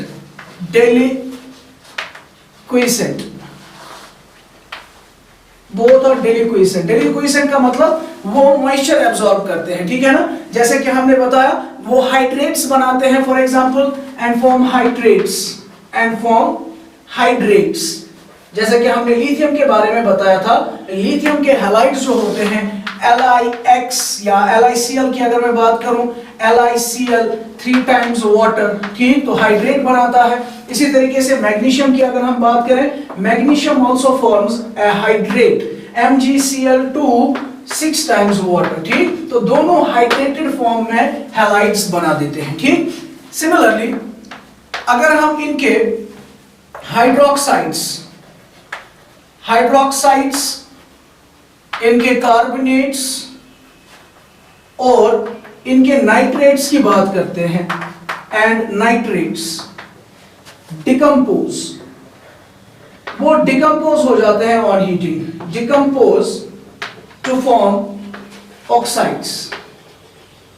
इन दोनों के हाइड्रोक्साइड्स, दोनों के कार्बोनेट्स और दोनों के नाइट्रेट्स डिकम्पोज होते हैं upon heating and they result in the formation of oxides, ठीक। मिसाल के तौर पर अगर हम लिथियम हाइड्रोक्साइड की बात करें, LiOH, ठीक, इसको अगर हम हीट करें, it will result in the formation of Li2O plus H2O, ठीक। सिमिलरली अगर हम मैग्नीशियम हाइड्रोक्साइड ले लें, MgOH होल ट्वाइस, इसको हीट करें, it will result in the formation of MgO, ठीक, plus water, MgO plus water, ठीक है ना। तो ये भी MgO, ये भी ऑक्साइड बना रहा है upon decomposition of the hydroxide, ये भी ऑक्साइड बना रहा है, ठीक। इसी तरीके से अगर हम इनके कार्बोनेट्स की बात करें, Li2CO3, it decomposes on heating to form Li2O plus CO2। Similarly अगर मैं मैग्नीशियम कार्बोनेट ले लूं, MgCO3, इसको हीट करें, it again results in the formation of MgO plus CO2, ठीक। सिमिलरली नाइट्रेट्स जो होते हैं वो भी डिकम्पोज हो जाते हैं to their oxides, similarity show करते हैं in their decomposition process as well, ठीक है ना। सो इस तरीके से हमने कुछ इनकी इंपॉर्टेंट प्रॉपर्टीज डिस्कस की जो कि ये सिमिलर प्रॉपर्टी जो ये शो करते हैं, ठीक, and that similarity is what we call as diagonal relationship.